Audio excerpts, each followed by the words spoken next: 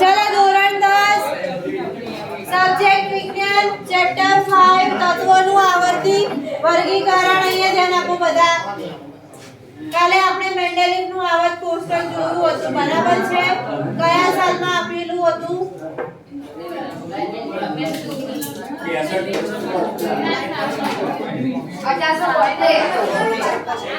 મેન્ડેલિવે જ્યારે કાર્યની શરૂઆત કરી ત્યારે કેટલા તત્વો જાણીતા હતા? 63. બરાબર. કેટલા તત્વો જાણીતા હતા? 63 આવશે. તેમણે કયા તત્વની પસંદગી કરી હતી? ઓક્સિજન અને હાઇડ્રોજન. બરાબર છે. ચલો, શા માટે આ બે તત્વોની પસંદગી કરી હતી? એક જણ આંગળી ઊંચી કરીને જવાબ આપો. બોલો.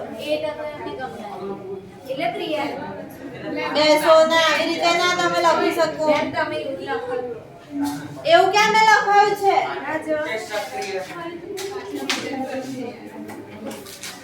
બોલો, અહીંયા પણ બોલશે. આપણે બરાબર બોલ્યા. ફરી બોલો બીજી વાર, બધાને સમજાય એમ.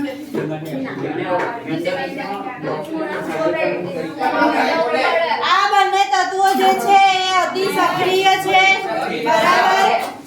અને બીજું આનું શું રીઝન હતું? હજી એક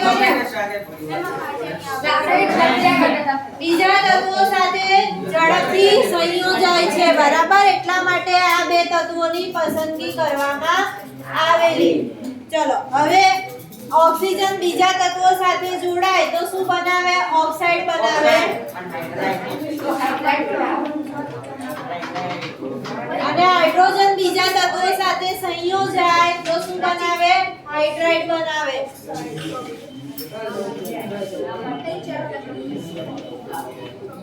બરાબર છે? આટલું ખબર પડી ગઈ બધાને? લખવાનું રાખજો નોટમાં.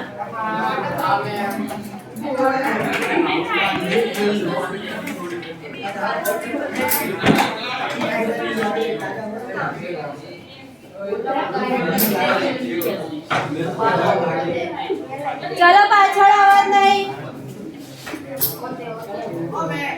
બોલો. Oxygen, hydrogen. ઓક્સિજન બીજા તત્વો સાથે સંયોજાઈને ઓક્સાઇડ બનાવે. હાઇડ્રોજન બીજા તત્વો સાથે સંયોજાઈને હાઇડ્રાઇડ બનાવે.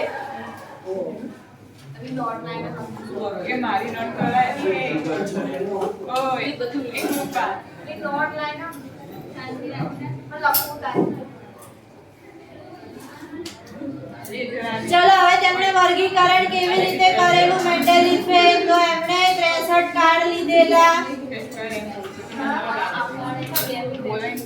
કેટલા કાર્ડ લીધેલા? 63 કાર્ડ લીધેલા. એમાં તેમણે શું કરેલું? પ્રત્યેક કાર્ડ ઉપર એમણે તત્વોના શું લખ્યા? ગુણધર્મો લખ્યા. બરાબર છે? અહીંયા બીજા વિષય મૂકી દેજો.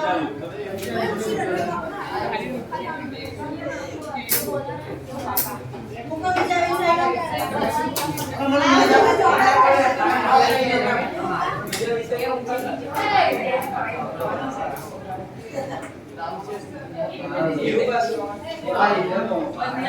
ચલો, 63 કાર્ડ ઉપર એમણે તત્વોના ગુણધર્મો લખ્યા અને જે સમાન ગુણધર્મો ધરાવતા હોય તેવા તત્વોને અલગ રાખ્યા. એટલે એમણે દિવાલ ઉપર ટાંકણી લગાવીને કાર્ડ ભરાયેલું હતું. તો આ રીતે તેમણે કરેલું વર્ગીકરણ અને સમાન ગુણધર્મો તત્વોને શું કરેલા હતા? અલગ કર્યા. તો પછી એમને જાણવા મળ્યું કે જે તત્વો જે છે તેમની ગોઠવણી બધા આવર્ત કોષ્ટકમાં બધાને સ્થાન મળી ગયું હતું, બરાબર છે? હવે જુઓ, તમને અહીંયા મેન્ડેલિવનું આવર્ત કોષ્ટક આપેલું છે. આના નંબર 83 ઉપર આવેલું છે. એટલે આ બધી તેમણે શું અનુકરણ કર્યું કે ભૌતિક અને રાસાયણિક સમાન ગુણધર્મો ધરાવતા તત્વો જે છે એ નિશ્ચિત વિરામ પછી શું થાય છે? રિપીટ થાય છે, બરાબર? પુનરાવર્તન પામે છે. આ ખાસ યાદ રાખવાનું છે. મેમ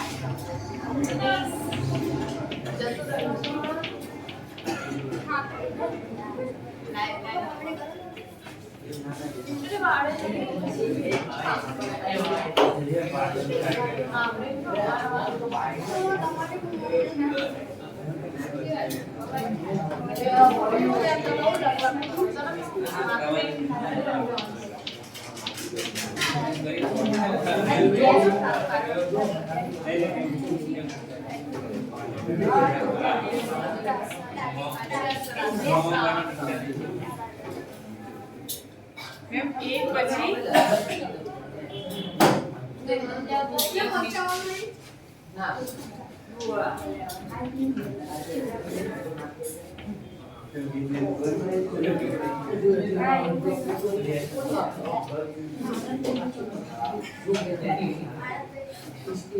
સમાન ભૌતિક અને રાસાયણિક ગુણધર્મો ધરાવતા જુદા જુદા જે તત્વો છે તે એક નિશ્ચિત વિરામ પછી શું થાય છે તેમનું પુનરાવર્તન થાય છે બરાબર આ માટે તેમણે એક આવર્ત નિયમ બનાવ્યો જેને મેન્ડેલિફનો આવર્ત નિયમ કહેવામાં આવે છે શું નિયમ હતો કે તત્વોના જે ગુણધર્મો હોય છે તે તેના પરમાણ્વીય દળના આવર્તનીય વિધેય છે બરાબર જેને ના દેખાય ચોપડીમાં પાના નંબર 82 કાઢો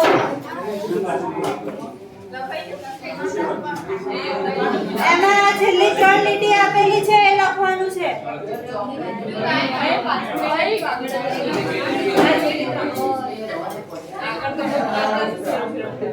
અહીંયા અવાજ નહીં આગળ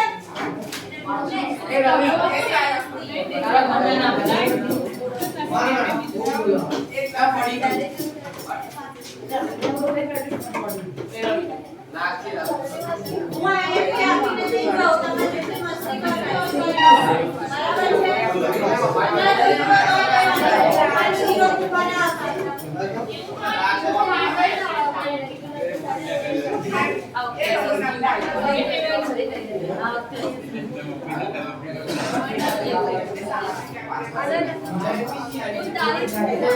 હો તો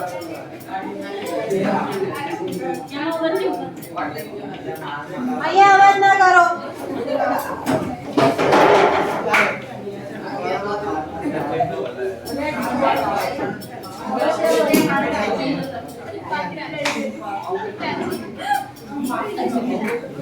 ચલો મેન્ડેલિફનો આવર્ત નિયમ લખો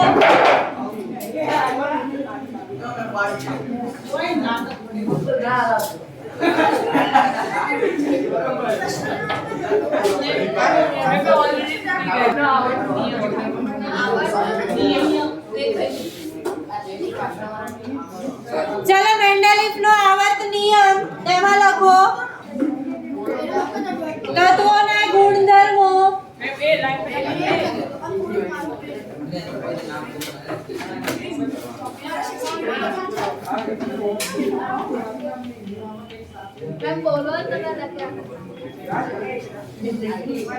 તેના પરમાણ્વીય દળના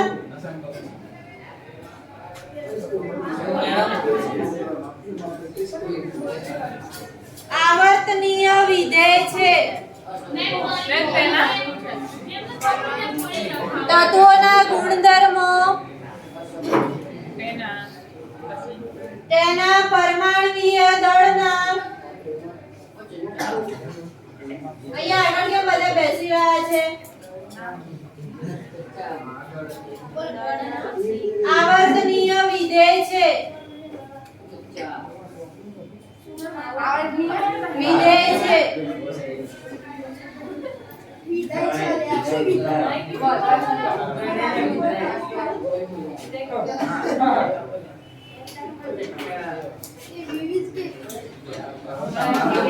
ચલો હવે મેન્ડેલિફના આવર્ત કોષ્ટકમાં ઊભા સ્તંભ આવેલા હોય છે જેને સ્તંભ કહેવામાં આવે છે ઊભા સ્તંભ આવેલા હોય તેને સમૂહ કહેવામાં આવે છે આ એમાં પણ જોઈ શકો અને મેન્ડેલિફનું આવર્ત કોષ્ટકમાં પણ જોઈ શકો તમે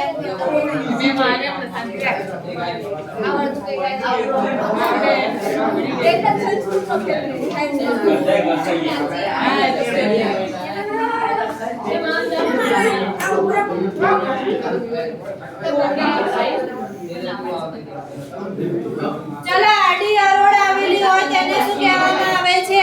આવર્ત કહેવામાં આવે. ઊભીને સમૂહ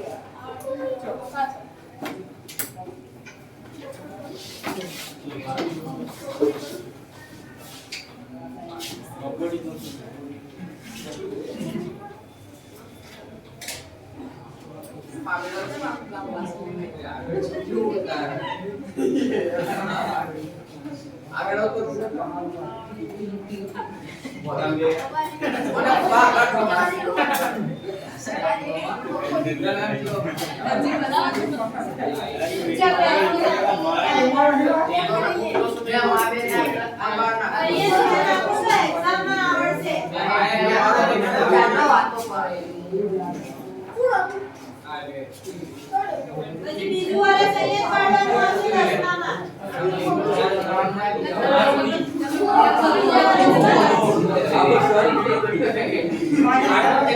બીજું વાળે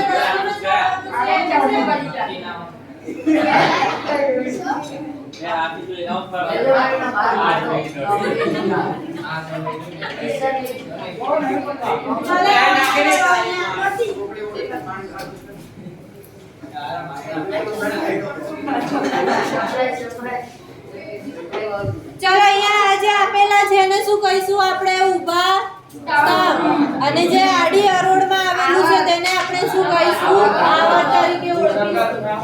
આધુનિક આવર્ત કોષ્ટકમાં પણ સેમ આ જ આવશે, બરાબર?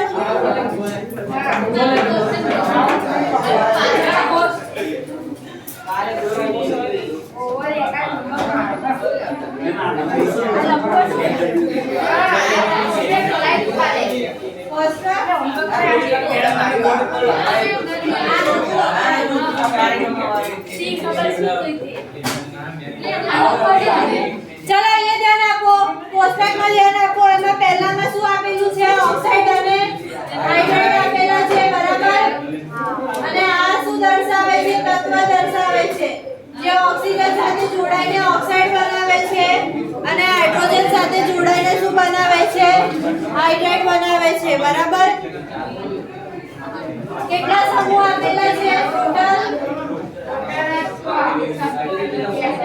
ચલો અવાજ નહીં આ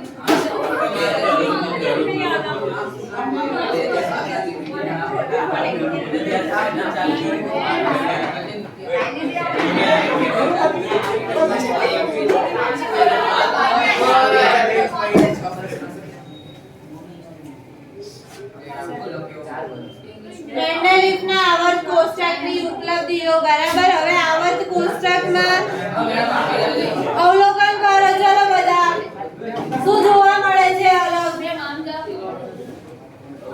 વચ્ચે મેમ ખાલી જગ્યા છોડે અમુક તત્વો બાકી રાખેલા. પછી બીજું બંને એક સમાન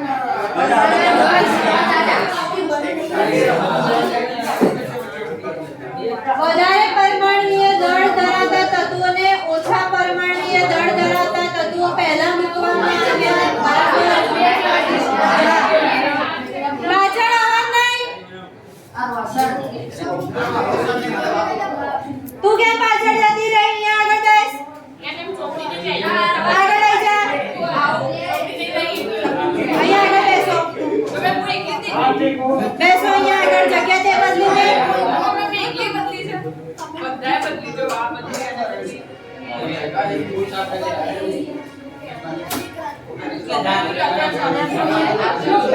આગળ બેસો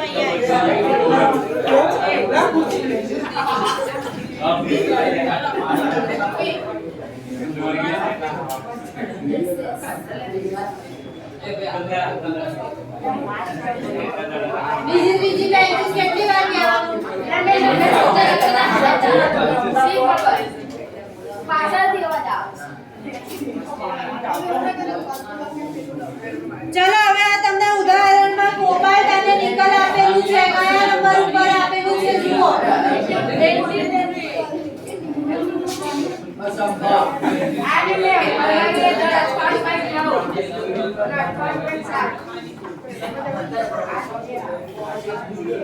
ચોથા નંબરના સમૂહમાં છેલ્લે આપેલું છે કોબાલ્ટ અને નિકલ બરાબર અહીંયા આગળ કોબાલ્ટનો પરમાણુ ભાર કેટલો છે 58.93 નિકલનો પરમાણુ દળ કેટલું છે 58.71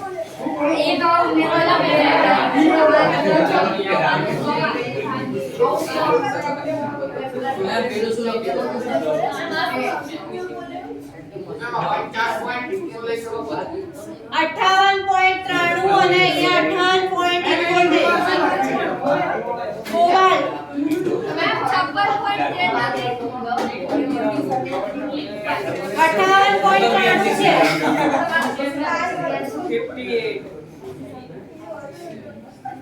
ચલો તો અહીંયા આગળ કોનો પરમાણુ ભાર વધારે છે કોબાલ્ટનો તો એને નિકલને ક્યાં મૂકેલું છે પહેલા મૂકેલું છે તો એ શું સાબિત થાય છે ખોટું સાબિત થાય છે બરાબર ચલો બીજું એવું કઈ જગ્યાએ જોવા મળે છે જુઓ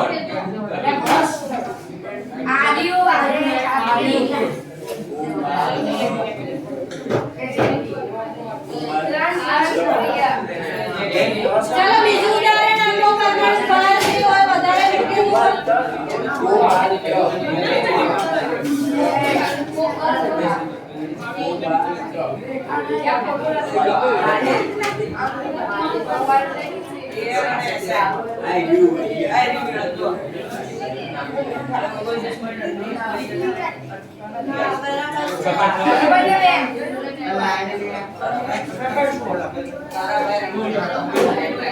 ચલાઈ તો આગળ જતી રહે મેં તને કીધું ને જા આ તો એકલી જા એક કુવામાં પડશે તો કુવામાં પડી ચલ જલ્દી આગળ મોકલે કે આ મોકલે શું છે અત્યારે આ ના પાડવા તો બહાર જતી રહે આ તો આગળ જતી રહેતા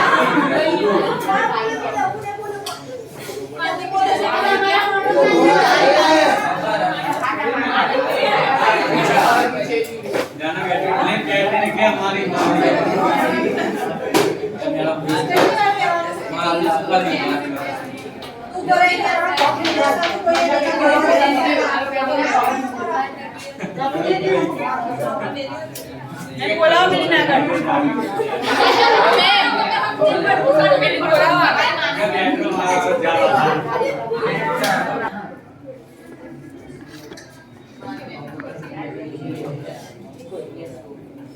ચલો કોબાલ્ટનો પરમાણુ ભાર નિકલના પરમાણુ ભાર કરતા કેવો છે વધારે છે બરાબર બીજી જગ્યાએ ટેલ્યુરિયમ અને આયોડીન આપેલું છે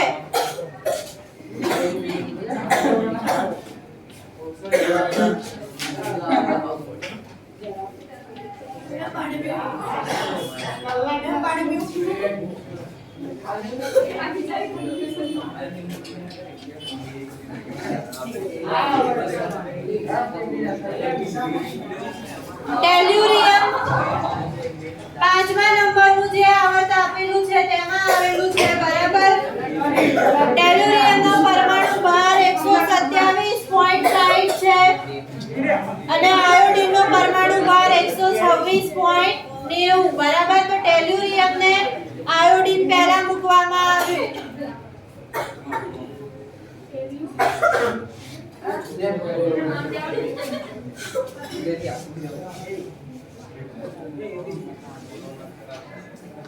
અહીંયા કિનારે બેસો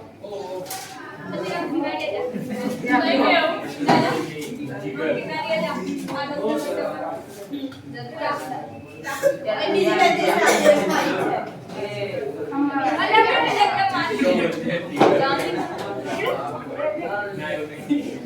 ખાલી છે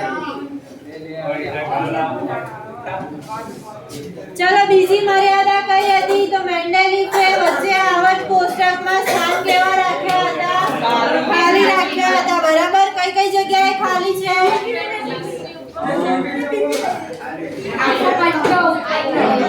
પહેલા સમૂહમાં એક સિવાય ચલો અવાજ નહીં બીજા નંબરથી છે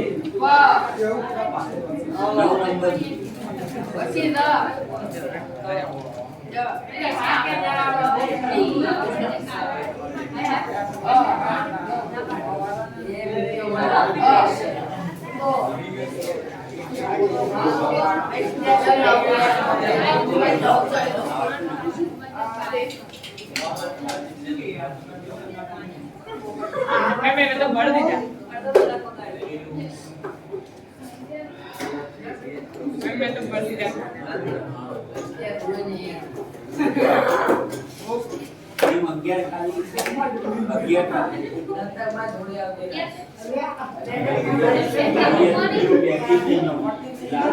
ચલો હવે મેન્ડેલીફે તત્વોનું નામકરણ કેવી રીતે કર્યું અહીંયા ધ્યાન આપો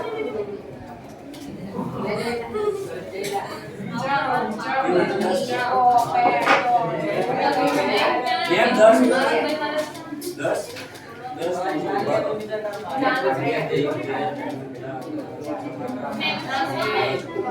છે 10 10 ખાલી હતા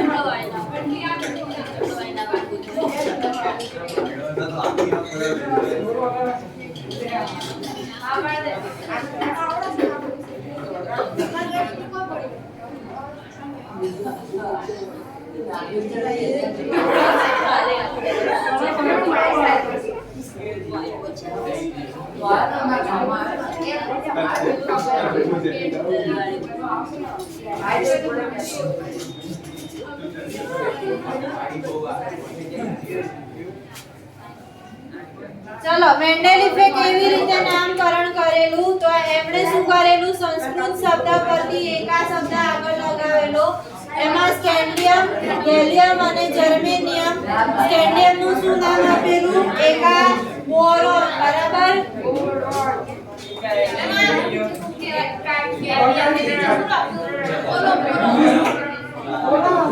એકા બોરોન નામ આપેલું બરાબર કયા તત્વને સ્કેન્ડિયમ જે પાછળથી શોધાયો હતો ત્યારબાદ બીજું જે છે ગેલિયમ તો ગેલિયમને શું નામ આપ્યું એકા